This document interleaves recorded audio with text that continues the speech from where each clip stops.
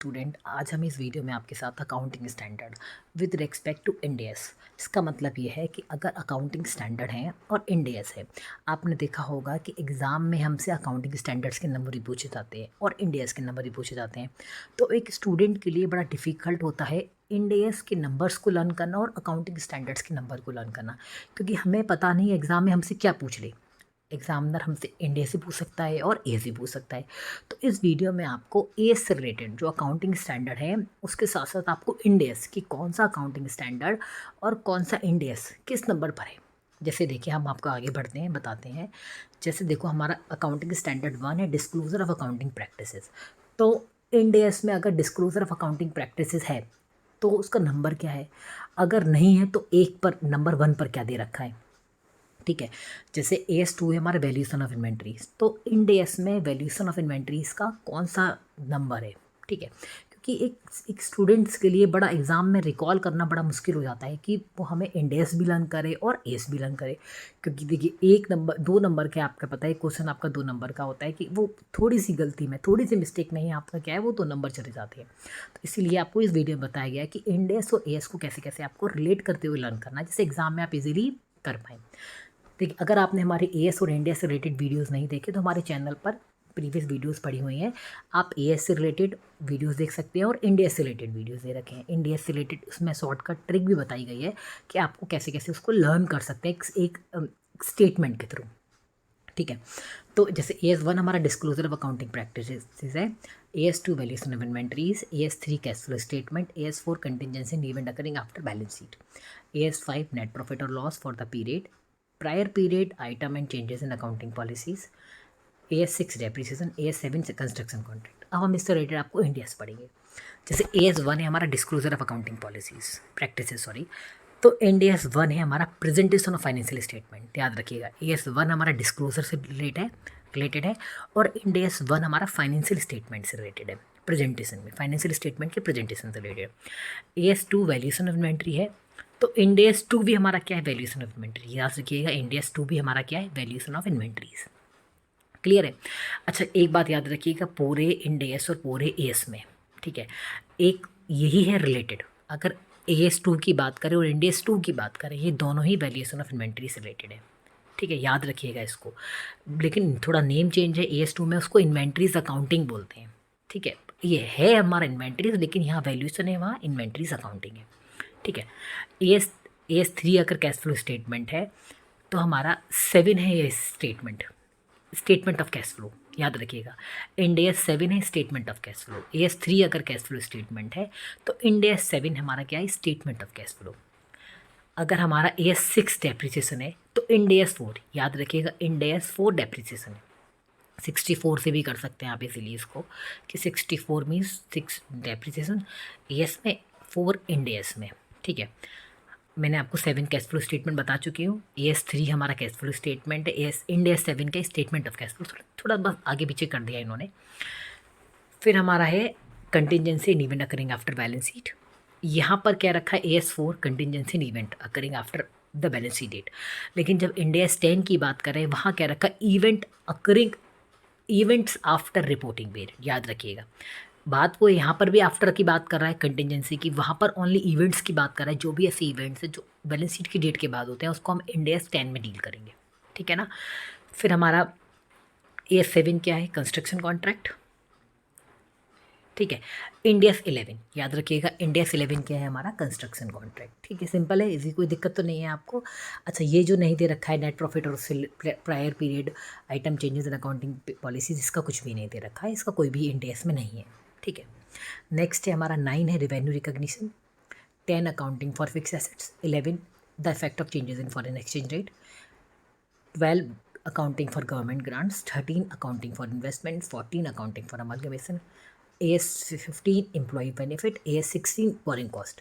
अब देखिए, इससे रिलेटेड हमारा कैसे दे रखा है, मैंने आपको इसको लर्न करने का इसी तरीका बताया था कि 9 हम रिवेन्यू इजीली कर लेंगे, फिक्स एसेट्स कर लेंगे, इफेक्ट ऑफ चेंजेस वाला भी कर लेंगे। लेकिन अगर आप 12, 13, 14 भी देखिए, बहुत इंपॉर्टेंट है, एग्जाम में पूछा जाता है अमलगमेशन। लेकिन अगर 12, 13, 14 इसको अगर याद करें तो मैंने आपको बताया था इसका तरीका, GIA EBS, यहाँ लिख दे रही हूँ, EBY वाला S। ठीक है, G for government grants, I for investment, A for amalgamation, A for employ benefit, B for borrowing cost, एक फॉर सेगमेंट रिपोर्टिंग। ठीक है, फिर मैंने बताया था कि देखिए हमारे पास ई से रिलेटेड ये जो ई है, यहाँ 15 एम्प्लॉय है, बेनिफिट है, और 20 क्या EPS। याद रखने के लिए मैंने आपको बताया था कि अगर AS 15 एम्प्लॉय बेनिफिट है तो AS 20 क्या हो जाएगा, EPS, अर्निंग पर शेयर। ठीक है, इस तरह से मैंने आपको प्रीवियस वीडियो में बताया हुआ था। लेकिन अब हम इससे रिलेटेड इंडेस करें तो कैसे करेंगे, देखिए अगर रेवेन्यू रिकॉग्निशन का AS 9 है तो याद रखिएगा इंडेस 18, 9 का डबल करेंगे 18, 6 का 4, 64 बताया था मैंने आपको डेप्रिसिएशन से रिलेटेड। तो AS 9 रेवेन्यू रिकॉग्निशन है तो इंडेस 18 रेवेन्यू रिकॉग्निशन है, याद रखिएगा आप इसको। उसके साथ ही हमारा AS 11 अगर if the effect of changes in foreign exchange rates है तो इंडेस 21 कौन सा है, इंडेस 21, याद रखिएगा इसको। वो हमारा क्या है, the effect of changes in foreign exchange rate. Clear है। फिर AS 12 accounting for government grants है तो इंडेस 20। ठीक है, इंडेस 20 को कैसे करा गया है, अकाउंटिंग फॉर गवर्नमेंट ग्रांट्स, उसके साथ साथ यहाँ पर इन्होंने आगे ऐड कर दिया डिस्क्लोजर ऑफ गवर्नमेंट असिस्टेंस, मतलब आपको उसको गवर्नमेंट असिस्टेंस का भी डिस्क्लोजर करना है, ये इंडेस 20 में है। फिर हमारा AS 15 हमारा क्या रखा है, एम्प्लॉय बेनिफिट। इंडेस 19 क्या रखा है, एम्प्लॉय बेनिफिट। मैंने बताया था AS 15 अगर एम्प्लॉय बेनिफिट है तो AS 20 क्या हो जाएगा, EPS, अर्निंग पर शेयर।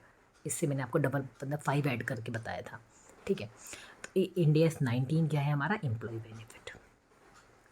फिर हमारा AS 16 क्या है, बोरिंग कॉस्ट, और उसके साथ इंडेस 23, याद रखिएगा 16, 23 ये हमारा क्या हो जाएगा, बोरिंग कॉस्ट इंडेस में।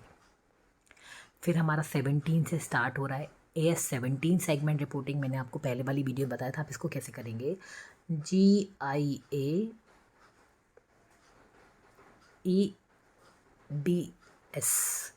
G फॉर 12, 12, 13, 14, 12, 13, 14, 15, 16, 17, 17 क्या सेगमेंट रिपोर्टिंग। यहाँ तक आप नहीं बोलेंगे। 9 हमारा क्या था, रेवेन्यू, और 18 रिलेटेड पार्टी डिस्क्लोजर। 9 का 19 करेंगे वो इंडेस में था, सेम टू सेम। ठीक है, तो AS 17 segment reporting, AS 18 related party disclosure, AS 19 lease, AS 20 EPS, AS 21 consolidated financial statement, AS 22 accounting for taxes on income, AS 23 accounting for investment in association in consolidated financial statement, AS 24 discontinue accounting. अब हम इसका पढ़ते हैं इंडेस। जैसे AS 18 related party disclosure है तो AS 24 related party disclosure से, याद रखिएगा इसको। ठीक है, फिर AS 19 लीज है तो AS 17 लीज है, याद रखिएगा 19, 17 दो पीछे। ठीक है, फिर है हमारा AS 20 अर्निंग पर शेयर है तो इंडेस 33, 40 है टोटल, 41 हमारा लास्ट है लेकिन एक मिसिंग है इसमें से, फॉर 33 इंडेस 33 EPS। ठीक है, फिर है हमारा, उसके बाद हमारे और कोई इसमें नहीं है। ठीक है, याद रखिएगा। और हमारा जैसे कंसोलिडेटेड फाइनेंशियल स्टेटमेंट इसका नहीं है। बाकी इन्होंने बहुत सारे नए नए ऐड कर दिए हैं, जैसे फाइनेंशियल इंस्ट्रूमेंट प्रेजेंटेशन 32 है, बाकी ऐड कर दिए। बाकी इससे रिलेटेड और नहीं है। डिसकंटिन्यूइंग अकाउंटिंग ये हमारा इंडिया में डिस्कस नहीं किया गया है। ठीक है, फिर हमारा AS 25 interim financial reporting, AS 23 intangible, AS 27 financial reporting in joint ventures of investment in joint ventures, AS 28 impairment accounting, AS 29 provision contingent liability contingent assets. अब इसका हम इंडेस पढ़ते हैं। AS 25 इंटरिम फाइनेंशियल रिपोर्टिंग है तो Ind AS 34 interim financial reporting, याद रखिएगा 34। ठीक है, मैंने आपको इससे पहले 33 बताया था। 33 इंडेस हमारा क्या है, EPS, earning per share. AS 26 intangible है तो हमारा ये इंडेस 38 इंटेंजिबल है, याद रखिएगा आप। अगर AS की बात करें तो AS में पहले 26 इंटेंजिबल आता है, देन 28 इम्पेयरमेंट आता है। ठीक है, याद रखिएगा। अगर AS की बात करें तो AS में पहले 26 इंटेंजिबल आता है, देन 28 इम्पेयरमेंट आता है। लेकिन अगर आप इंडेस की बात करें तो इंडेस में पहले इम्पेयरमेंट आता है 36, याद रखिएगा। अगर इंडेस की बात करें तो इंडेस में पहले 36 इम्पेयरमेंट आता है, देन बाद में 38 इंटेंजिबल आता है। समझ में आया नहीं आया कि जो चीज़ पहले AS में है वो बाद में इंडेस में है, और जो बाद में इंडेस में वो पहले AS में है। ठीक है, याद रखिएगा इस चीज़ को। बाद में जो AS में है वो पहले इंडेस में है। AS 26 इंटेंजिबल है तो IND AS 38 इंटेंजिबल है। आप इजीली एक दो बार पढ़ेंगे तो आपको याद आ जाएगा, एक बार देख भी लेंगे तो इजीली अच्छे से याद हो जाएगा। AS 28 इम्पेयरमेंट है तो IND AS 36 इम्पेयरमेंट है। क्लियर है, कोई दिक्कत? फिर हमारा AS 29 कह रखा है, ये provision and contingent liability and contingent assets है, तो उसके लिए IND AS 37। देखिए लगातार दे रखा है इसमें कि 34, 38, 35, 37, 34, 38, 36, 37, 35 नहीं है, याद रखिएगा 35 नहीं है, ये लगातार दे रखे हैं। 33 मैंने आपको EPS बताया था, 34 इंटरिम फाइनेंशियल रिपोर्टिंग, 35 नहीं है, 36 impairment accounting, 37 provision and contingent liability and contingent assets, 38 impairment accounting, intangible accounting. Clear है? उसके बाद फिर हमारे पास और भी दे रखे हैं, जैसे कि हमारे पास 40 दे रखा है इन्वेस्टमेंट प्रॉपर्टी, जो कि इसमें नहीं दे रखा है, AS में नहीं है, IND AS में दे रखा है। 41 एग्रीकल्चर से रिलेटेड है, IND AS, लेकिन AS में नहीं दे रखा है। क्लियर है? अगर आपको हमारी ये वीडियो अच्छी लगी हो तो इसको लाइक करिए, सब्सक्राइब करिए और साथ में और भी स्टूडेंट्स को शेयर करिए, जिससे कि आप एग्ज़ाम में इजीली इसका आंसर दे पाएँ, आपके इजीली मार्क्स आप गेन कर पाएँ। Thank you student.